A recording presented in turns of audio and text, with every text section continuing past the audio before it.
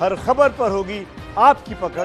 Download कीजिए ABP live app. अब नमस्ते भारत का सवाल, सुशांत पर आइडिया है, लेकिन बिहार के सियासतदानों के पास बाढ़ का आइडिया नहीं है। बिहार में हर साल बाढ़ आती है, जगह, वक्त, कारण सब फिक्स है, फिर भी हर साल लोग डूबते हैं, करोड़ों का नुकसान होता है, बीमारियां फैलती हैं, पर सरकार बाढ़ से निपटने और नुकसान को बचाने का कोई सिस्टम आज तक नहीं बना पाई, कोई शिफ्टिंग का प्लान नहीं बना पाई, कोई राहत का प्लान नहीं बना पाई, कोई इमरजेंसी सिस्टम तक खड़ा नहीं कर पाई। जब बाढ़ आती है तो जागते हैं और फिर जैसे तैसे आदमी अपने दम पर इस सालाना मुसीबत से निपटता है। सवाल यही कि आप ही आइडिया दे दीजिए, ये कह रहे हैं बिहार के सियासतदान बिहार के लोगों से। बाढ़ से मुक्ति का क्या होगा, आप लोग एक आइडिया दे दीजिए, हम लोग करेंगे उसी पर काम।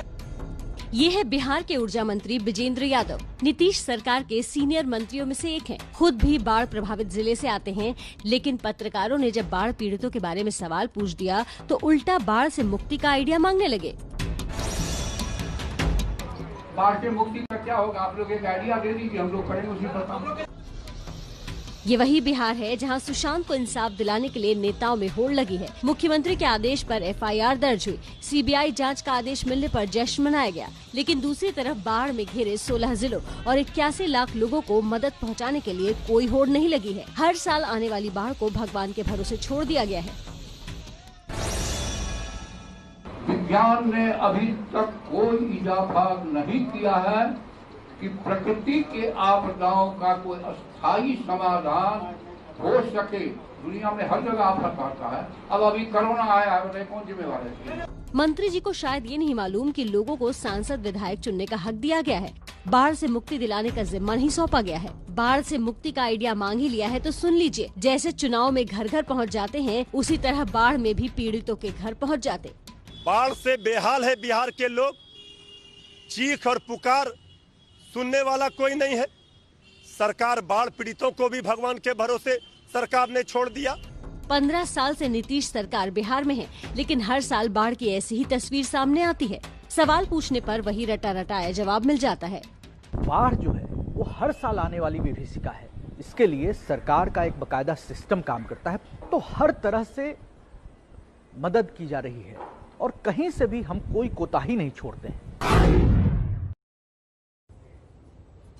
तो सुशांत पर बिहार की हर पार्टी के नेता एक्टिव थे। खुद मुख्यमंत्री नीतीश कुमार ने एफआईआर का आदेश दिया, सीबीआई जांच का आदेश मिलने पर जश्न भी मनाया गया, लेकिन बाढ़ में फंसे 81 लाख लोगों को लेकर सरकार के पास कोई आइडिया ही नहीं था। ये दो तस्वीरें उसकी गवाही दे रही हैं। जनता बाढ़ में डूबी है, नेता सितारों की चिंता में है और जनता से कह रहे हैं हमारे पास तो आइडिया नहीं है, आप ही आइडिया दे दीजिए। हमारे साथ बिहार संपादक प्रकाश कुमार जुड़ गए पटना से इसी खबर पर। प्रकाश, आप तो सालों से देख रहे हैं, यही मंजर पूरे बिहार में रहा है।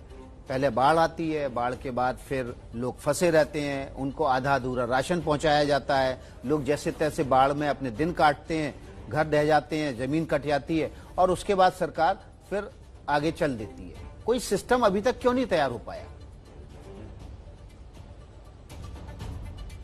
देखिए विकास, ये 3 चरण में काम होता है। पहला ये कि अगर अत्यधिक बारिश होती है तो जो तैयारी है वो माकूल नहीं होने की वजह से या तो बांध कहीं टूट जाते हैं और नदियों का पानी गांव में पहुंच जाता है, जो कि यहां पर भी दिख रहा है साफ तौर पे कि बिहार में किस तरह से हुआ। और दूसरा चरण होता है राहत का।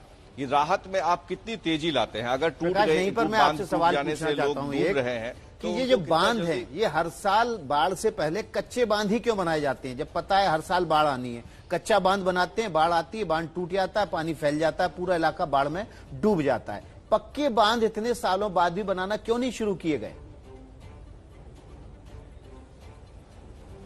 मैं वही कह रहा था विकास की जिस तरह से तैयारी होती है, जो आकलन होता है बारिश के पानी का, और दूसरी तरफ जो बांध बनाए जाते हैं, तो बांध कई जगहों पर टूट सकता है, जिसके रिपेयरिंग, जिसके मरम्मत का काम चलता रहता है। खासतौर से नेपाल से जो नदियां आती हैं, उसमें जो बांध है वो उसको भार सह नहीं पाता है और कई जगह कटा हो जाता है। कई जगह नहरों का भी पानी टूट जाता है, कई जगह जो बड़ी नदियां हैं वो उसका पानी फैल जाता है।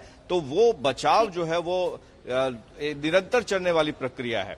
लेकिन दूसरी बात यह है, सबसे अहम बात की जिस तरह से जिस तत्परता के साथ सुशांत सिंह राजपूत के मौत की केस दर्ज की जाती है, वो तत्परता अगर यहां बिहार सरकार दिखाती है सिर्फ ना तैयारी को करने में बल्कि राहत देने और फिर लोगों को घर बसाने में, तो उसका फायदा जरूर पहुंचेगा। लेकिन वो फिलहाल चुनावी वर्ष है, कहां से पानी आ रहा है, कौन छोड़ रहा है, कौन से इलाके डूबेंगे, सबको पता है। फिर भी मंत्री जी कह रहे हैं आप आइडिया दे दीजिए। आपको याद होगा नीतीश कुमार ने कहा था बिहार के बेटे को इंसाफ मिलना चाहिए सुशांत सिंह राजपूत के लिए। ये जो लोग बिहार की बाढ़ में डूब रहे हैं, बिहार के बेटे बेटियां नहीं है क्या? जी हाँ, बिल्कुल वही मैं कह रहा था कि बाढ़ जो है वो हर साल ये आना तय है, और इसके लिए नीतीश सरकार जब 15 साल की बात कर रही है तो उसमें बहुत सारे मानक भी तय किए, एसओपी बनाए गए, लेकिन उस एसओपी को एग्जीक्यूट करने का कि धरातल पर वो कैसे उतरे और कैसे उसको रोका जाए बाढ़ को, ये अभी तक इंप्लीमेंट नहीं हो पाया। जैसे जो विकास कह रहे थे कि बांध मेंटेनेंस पॉलिसी, यानी जो एम्बैंकमेंट्स है उसकी पॉलिसी अभी तक नहीं आ पाई है कि जब बांध बनता है तो उसको रिपेयर करने के लिए ठीक उसी तरह से जैसे सड़क टूट जाता है तो उसके रिपेयर करने के लिए 5 साल तक के कॉन्ट्रैक्ट दिए जाते हैं ठेकेदार को, तो वो बनना अभी भी बाकी है।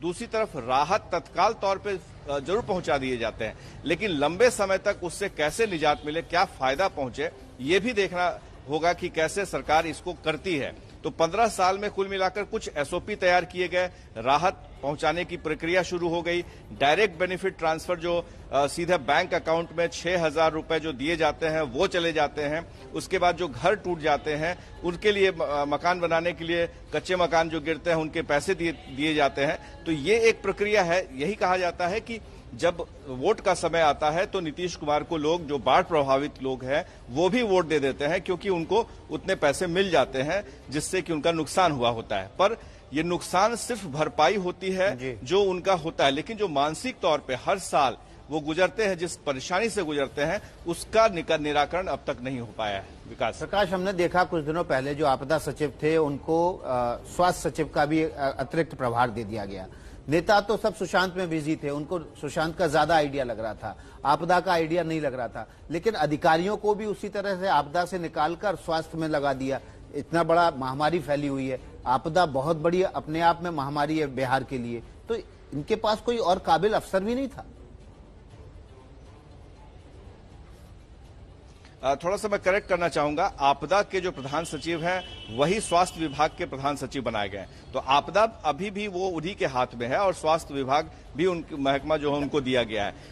इसके बारे में ये माना जाता है दोनों मंत्रालय इस समय बड़ी आपदा से गुजर रहे हैं। बाढ़ एक बड़ी आपदा है, महामारी बड़ी आपदा फैली हुई है।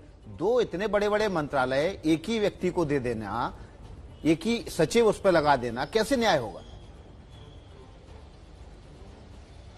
देखिए, जब कोसी का बाढ़ आया था 2008 में तो उस वक्त ही आपदा के रूप में इनकी नियुक्ति हुई थी आपदा विभाग में, और लगातार पिछले 12 वर्षों से ये 13 वर्षों से इसी विभाग में है, और काफी सारे एक्सपर्ट जो हैं वो माना जाता है कि इनके पास जानकारी है। लेकिन प्रत्यय अमृत की खासियत ये है कि वो जिस विभाग में भी रहे वो एक तरह से नीतीश कुमार के लिए बहुत ही अच्छा साबित हुआ। जैसे बिजली, घर घर बिजली पहुंचाने की योजना को प्रत्यय अमृत ने, दूसरी तरफ सड़क पुल, उस जिस विभाग में रहे हर गांव तक सड़क पहुंचा, हर सड़क को चमकाया गया। प्रकाश, बेमानी हो जाती है जब हम हर रोज घंटों बिहार के बाढ़ की तस्वीरें देश को दिखाते हैं, और सरकारों का काम नजीर पेश करना होता है। विकास, इजराइल के पास दशकों पहले खेती के लायक जमीन नहीं थी, पानी नहीं था, आज पूरी दुनिया में कृषि का सबसे बड़ा उदाहरण इजराइल बन गया। तो आप कीजिए ना नजीर पेश, ये होता है ना सुशासन।